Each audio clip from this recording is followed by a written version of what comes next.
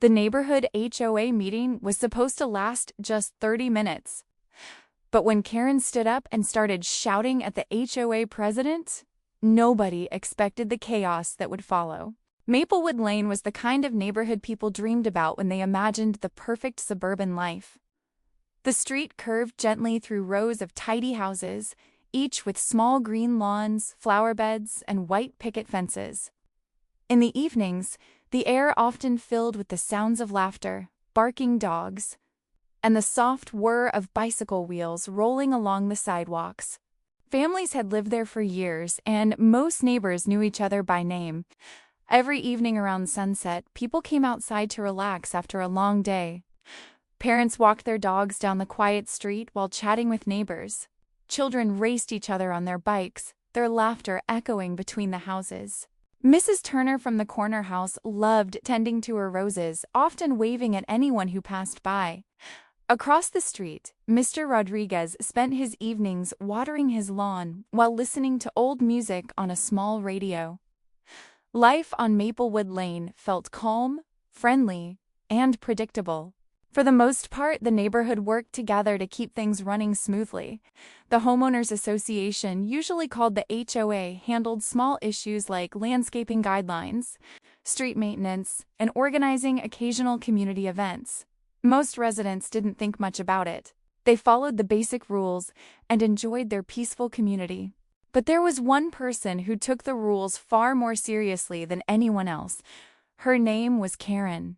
Karen lived in a large beige house near the center of the street, where she could easily see most of the neighborhood activity from her front window.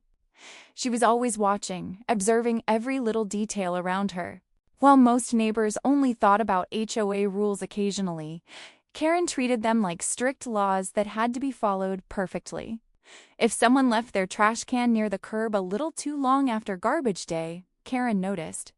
If a car was parked slightly crooked along the street, Karen noticed that too. Even something as harmless as a mailbox painted a different shade of blue caught her attention. And when Karen noticed something, she never kept it to herself. Many residents had received emails from her complaining about violations. Others had found polite but firm notes placed in their mailboxes reminding them about neighborhood standards. At first, most people tried to laugh it off. After all, every neighborhood had someone who liked to enforce the rules. But over time, Karen's constant attention to every tiny detail began to make some neighbors uncomfortable. One evening, as children rode their bikes down the sidewalk and the sun slowly dipped behind the houses, two neighbors quietly chatted near their driveways. "Did Karen email you about your trash can again?" one of them asked. The other sighed and nodded. "Yeah, apparently it was out for 20 minutes too long." They both laughed, but there was a hint of frustration in their voices. Everyone in Maplewood Lane wanted to keep their neighborhood nice, but Karen seemed determined to control every little thing happening on the street. And deep down, many residents had a feeling that, sooner or later, Karen's obsession with the rules was going to cause a serious problem. At that moment, no one on Maplewood Lane realized just how soon that problem would arrive. Over the next few months, life on Maplewood Lane slowly began to change, but not in the peaceful way residents were used to. What started as occasional reminders from Karen soon turned into a constant stream of complaints. Karen had discovered something that gave her a sense of power: emailing the HOA board. At first, the messages were simple suggestions. She would politely point out small issues she believed were being ignored. But as time went on, those suggestions became longer, more detailed, and much more frequent. The HOA president, Mr. Collins, began noticing Karen's name appearing in his inbox almost every day. One Monday morning, he opened his email to find another message from her. Karen had carefully listed several serious problems she believed were ruining the neighborhood. According to Karen, too many cars were parked on the street in the evenings. She claimed it made Maplewood Lane look crowded and disorganized. Her solution was simple in her mind: no street parking allowed after 7 p.m. For families with teenagers, visiting relatives, or multiple cars, The idea seemed completely unrealistic. But Karen didn't stop there. In another email, she wrote a long explanation about lawn maintenance. She insisted that every homeowner should keep their grass trimmed to exactly 3 inches, not shorter, not longer. She even attached photos of several lawns she believed were violating this standard. A few days later, another message arrived. This time, Karen was upset about holiday decorations. During the previous holiday season, many families had decorated their homes with lights and small ornaments. It had made the street feel festive and cheerful, but Karen believed the decorations stayed up too long. In her email, she suggested a new rule. Holiday decorations must be removed within 2 days after the holiday. Mr. Collins leaned back in his chair after reading the message. The HOA board had always tried to keep rules simple and reasonable so everyone could enjoy living in the neighborhood. Karen's proposals felt extreme. Still, Mr. Collins believed every resident deserved to be heard. He forwarded Karen's suggestions to the other board members so they could discuss them during the next HOA meeting. Meanwhile, the neighbors of Maplewood Lane were starting to notice Karen's increasing attention to detail. Some residents had begun receiving printed notes placed carefully in their mailboxes. One note politely reminded a homeowner that their car had been parked on the street longer than appropriate. Another suggested that someone's lawn was slightly above the acceptable height. At first, many neighbors simply ignored the messages, but the notes kept coming. One evening, as 2 neighbors talked near the sidewalk, one of them held up a piece of paper and shook his head. "Another note from Karen," he said with a tired smile. "What was it this time?" his neighbor asked. "Apparently my Christmas lights stayed up 3 days too long." They both laughed, but it was becoming clear that Karen wasn't joking. She truly believed the neighborhood needed stricter rules, and she was determined to convince the HOA to enforce them. But there was one problem. The HOA president, Mr. Collins, hadn't taken action on any of her suggestions yet. To Karen, that meant only one thing. He wasn't doing his job properly. And if he wasn't going to fix the neighborhood, she was going to make sure everyone knew it. The next HOA meeting was only a week away. And Karen had already prepared a long list of things she planned to say. The monthly HOA meeting at Maplewood Lane usually wasn't a big event. In fact, most residents only attended when something important was being discussed. Normally, the meetings were short, quiet, and sometimes even a little boring. But this particular Tuesday evening felt slightly different. As the sun began to set, warm orange light spread across the neighborhood. One by one, residents started walking toward the small community hall located at the end of Maplewood Lane. The building was simple brick walls, a small parking lot, and a modest sign near the entrance that read Maplewood Community Center. Inside, rows of folding chairs had been arranged facing a long table at the front of the room. A few papers, water bottles, and a microphone sat on the table where the HOA board members would soon sit. Neighbors slowly filled the room. Some greeted each other warmly, chatting about work, family, or weekend plans. Others simply took a seat and quietly waited for the meeting to begin. The mood was relaxed, like most HOA meetings usually were. Near the front of the room sat Mr. Collins, the HOA president. Mr. Collins had been leading the HOA for nearly 4 years. He was known as a calm and reasonable man who preferred solving problems through discussion rather than strict enforcement. Most residents trusted him because he always tried to keep the neighborhood peaceful and fair for everyone. As people settled into their seats, Mr. Collins glanced around the room and noticed a familiar face sitting in the second row. Karen. She sat upright in her chair with a thick folder resting on her lap. Inside the folder were neatly organized papers, emails, printed rules, and notes she had prepared ahead of time. Her expression looked serious, almost determined. Anyone who knew Karen could tell she had come prepared. At exactly 7 p.m., Mr. Collins stood up and lightly tapped the microphone. "Good evening, everyone," he said with a friendly smile. Thank you all for coming tonight. The quiet chatter in the room slowly faded as residents turned their attention toward the front. Mr. Collins began the meeting the way he always did by reviewing a few routine updates. He talked about upcoming street maintenance scheduled for the following month. He mentioned plans for a small community barbecue event later in the summer. He also reminded residents about upcoming landscaping improvements near the entrance of the neighborhood. Most people listened quietly, occasionally nodding or whispering small comments to the neighbors sitting beside them. Everything felt normal. Calm, predictable. But Karen shifted slightly in her chair, glancing down at the papers in her folder. She was waiting. After several minutes, Mr. Collins continued speaking about general neighborhood maintenance. We've also received a few suggestions from residents regarding parking and lawn maintenance, he explained. The board will be reviewing those ideas soon, and...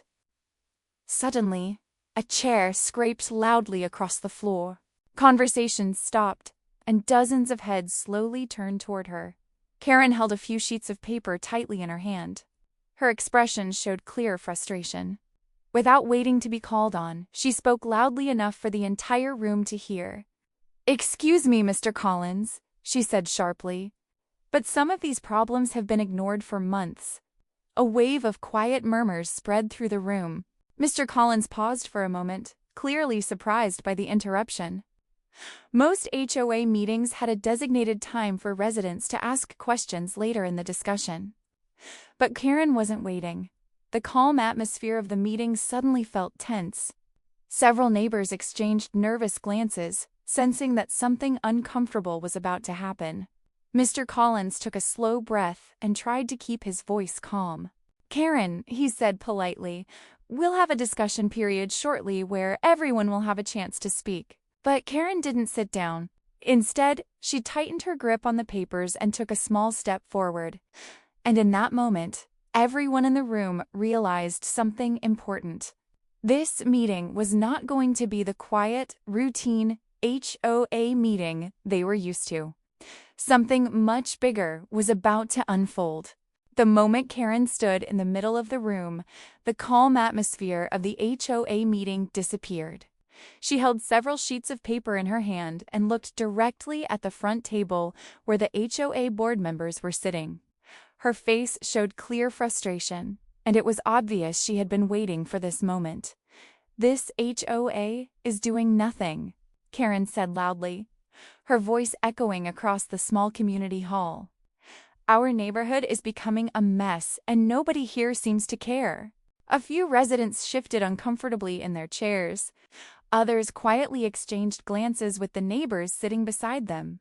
It wasn't unusual for someone to ask questions during a meeting, but Karen's tone was much more confrontational than anyone expected. At the front of the room, Mr. Collins remained standing behind the table. He kept his hands calmly folded in front of him and tried to maintain a professional expression. "Karen," he said gently, "we do have a discussion period scheduled at the end of the meeting. I promise you'll have time to speak then." But Karen didn't move. Instead, she took a step forward into the aisle so everyone could see her clearly. "I've already sent dozens of emails," she continued, raising the papers slightly in her hand, "and nothing has changed. Cars are still parked everywhere, lawns are completely out of control, and people are ignoring the rules." Several residents in the audience quietly shook their heads. Some looked frustrated, while others simply looked tired of hearing the same complaints again. Near the back of the room, one neighbor leaned toward another and whispered, "Here we go again." Karen didn't seem to notice the reactions around her. She was completely focused on the front table. She began flipping through her stack of papers. "I have photos," she said firmly. "Proof of violations happening all over the neighborhood." She held one page up in the air. "Look at this. Someone left their trash can outside for hours after pickup. And this," she flipped to another page. "This lawn is at least 5 inches tall." A few quiet chuckles spread across the room, but Karen's expression only became more serious. To her, These problems were not small. They were proof that the HOA leadership wasn't doing its job. Mr. Collins slowly raised his hand in a calm gesture, hoping to ease the tension building in the room. "Karen," he said again in a patient voice, "I understand that you care about the neighborhood. But we need to allow the meeting to continue in an organized way." Karen crossed her arms. "Well, maybe if the HOA actually enforced the rules, I wouldn't need to interrupt," she replied sharply. The room grew quiet. Some neighbors looked down at the floor. Others stared at the front table, waiting to see how Mr. Collins would respond. Moments like this could easily turn into arguments, and everyone in the room knew it. But Mr. Collins had dealt with difficult situations before. Instead of raising his voice, he simply took a slow breath and looked around the room at the other residents. Then he returned his attention to Karen. His expression remained calm, but this time there was a hint of firmness in his voice. "Karen," he said, "the board will address your concerns shortly, but right now, I need you to please take your seat so we can finish the agenda." For a moment, Karen didn't move. The tension in the room felt heavy as everyone waited to see what she would do next. Some residents hoped she would sit down and let the meeting continue peacefully, but others had a feeling that this confrontation was only just beginning. For a few seconds after Mr. Collins asked Karen to sit down, the room was completely silent. Everyone waited. Some neighbors hoped Karen would simply return to her seat so the meeting could continue normally. But Karen wasn't finished. She shook her head and held her papers up again. "No," she said firmly. "People need to hear this. The neighborhood is falling apart and the HOA isn't doing anything about it." A quiet wave of murmurs spread through the room. Karen began speaking faster now, clearly frustrated. "Cars are parked everywhere. Lawns look terrible. Trash cans are left out all day. And the HOA just ignores it," she continued. "What exactly are we paying HOA fees for?" A few people shifted in their chairs. Some looked uncomfortable, while others seemed slightly amused by how dramatic the situation was becoming. But suddenly, a voice from the middle row spoke up. "Actually, I think Karen has a point." Several heads turned. It was a man named Tom, a resident who had moved into the neighborhood about a year earlier. He slowly stood up, crossing his arms. "Street parking has been getting worse," Tom added. "Sometimes it's hard to drive through the street at night." Karen nodded quickly, encouraged that someone had finally supported her. "Exactly," she said, pointing toward him. "Finally, someone is paying attention." But before Karen could continue, another voice came from the opposite side of the room. "Oh, come on," a woman said, raising her hand slightly. It was Mrs. Turner, the neighbor known for her beautiful rose garden. "This neighborhood is perfectly fine," she said calmly. "We don't need 50 new rules just because someone thinks the grass is too tall." A few residents quietly laughed. Karen's face immediately tightened. "It's not about opinions," Karen replied sharply. "It's about standards." Now more people began speaking at once. A man near the back added, "The HOA has always handled things pretty fairly." Another resident said, "Nobody wants to worry about measuring their lawn with a ruler." A few people chuckled again, but Karen was growing more frustrated with every comment. She flipped through her stack of papers again, trying to regain control of the conversation. "Look," she said loudly, raising a printed photo for everyone to see. "This house left their trash cans outside until noon last Thursday." Someone from the back of the room called out jokingly, "Oh no!" The horror. The room erupted with laughter. Karen's face turned red. "This isn't funny," she snapped. Meanwhile, Mr. Collins sat quietly at the front table, watching the conversation spiral out of control. He tried to keep the meeting organized, but now multiple residents were speaking at once. Small arguments were starting in different parts of the room. Two neighbors debated street parking near the front. Another group whispered about whether Karen had gone too far this time. The calm HOA meeting had completely transformed. What was supposed to be a short discussion about neighborhood updates had turned into a loud debate involving almost everyone in the room. Some people supported Karen's idea that the rules should be stricter, but many others felt the opposite. They believed the neighborhood was already well-balanced and peaceful. The voices grew louder. People began talking over each other. At one point, someone jokingly shouted, "Next you want to measure our grass with a ruler." More laughter spread across the room. Karen looked furious. "This is exactly the problem," she shouted over the noise. "Nobody here takes the rules seriously." The meeting was now completely chaotic. Residents argued from their seats. Some tried to calm the situation. Others simply watched the drama unfold. Finally, Mr. Collins slowly stood up from his chair. He didn't raise his voice, but he gently tapped the microphone again. The small tap-tap-tap sound echoed through the room. Gradually, the noise began to fade. Conversations quieted. Residents turned their attention back toward the front of the room. Mr. Collins looked around at the crowd for a moment. Then he spoke calmly. "All right, everyone," he said. "Let's take a breath." The room finally grew quiet again, but everyone could feel that the tension hadn't disappeared. In fact, the most important part of the conversation was about to begin. After several minutes of heated arguments, laughter, and whispers, the room finally began to settle. People stopped talking over one another, and all eyes turned to Mr. Collins, the HOA president, who had remained calm throughout the chaos. He took a slow breath and adjusted the microphone, his expression serious but composed. The tension in the room was palpable. Everyone knew this was the moment that would decide how the meeting unfolded from here. "Thank you, everyone, for sharing your thoughts," he began, his voice steady. "I know emotions are running high, and I want to address the concerns that have been raised." He paused and looked directly at Karen, who was still standing with her stack of papers clutched tightly in her hand. Her face was red from frustration, but she didn't speak. She knew all eyes were on her. "First," Mr. Collins continued, "many of the rules Karen has proposed over the past months have already been discussed and voted on by this community. The board does not enforce rules that have been rejected by the majority. We must follow what the neighborhood collectively agrees upon."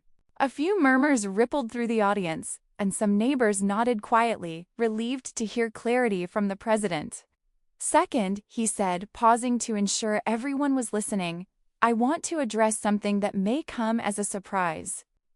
While some concerns are valid, the majority of residents have actually raised complaints about the frequency of repeated reports regarding small issues. Many neighbors feel overwhelmed by constant notices and emails." The room went quiet, dead silent. Even Karen, who had dominated the conversation moments ago, lowered her eyes toward the floor. Her voice caught slightly, but she didn't interrupt. For the first time, the spotlight was no longer in her favor. Mr. Collins continued calmly, almost as if speaking to the entire room, but also directly to Karen. "Our goal," he said, "is to maintain a neighborhood that balances order with community enjoyment.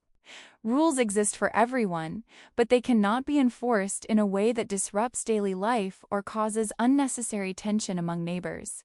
He leaned forward slightly, his hands resting on the table, scanning the audience. "The HOA board's role is to ensure fairness and respect for everyone, not just for one individual's standards. We listen to concerns, we review suggestions, and we act according to what the majority decides." There was a long pause. The energy in the room shifted completely. Residents who had been tense and worried moments ago now felt reassured. Some smiled quietly, while others exchanged glances that silently said, "Finally, some order." Karen remained standing, but her shoulders slumped slightly.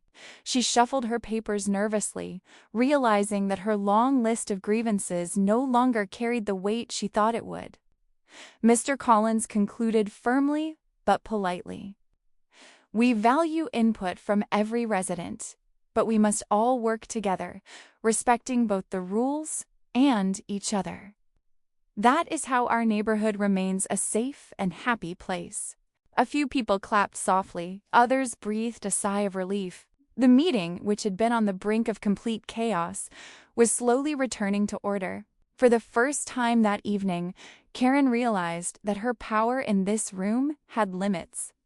The president had spoken, the community had spoken, and the balance had shifted. Though she was not entirely defeated, she understood something crucial.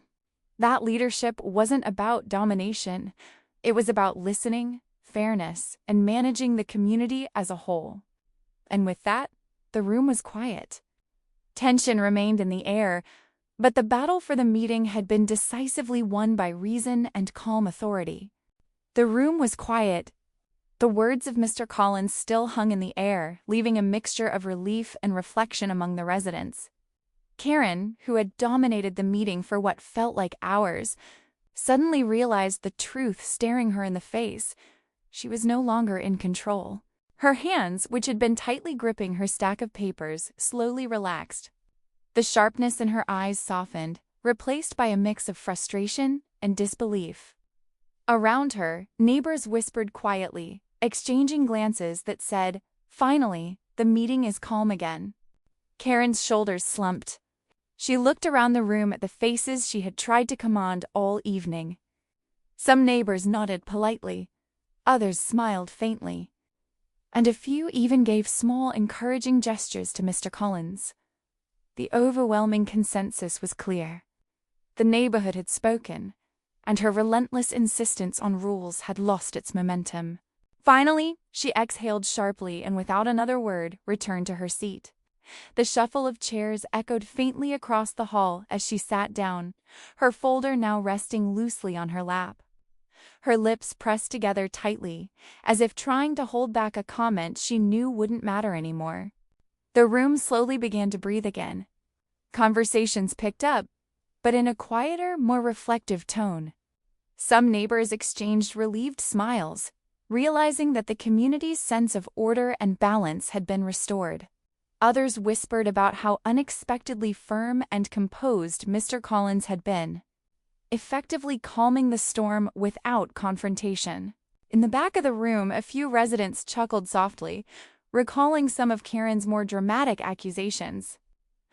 A father whispered to his teenage son, "See, even the president can handle someone like that." Karen, meanwhile, remained quiet. Her gaze occasionally drifted to the papers in front of her, but she no longer spoke up. For the first time, she felt what it was like to be outnumbered, to realize that her interpretation of order was not the only one that mattered. Mr. Collins cleared his throat gently and resumed the meeting agenda, discussing upcoming landscaping plans and community events. While the details were routine, there was a sense of renewal in the room, a reminder that the neighborhood wasn't just about rules. It was about cooperation, compromise, and understanding. By the end of the evening, the meeting concluded peacefully.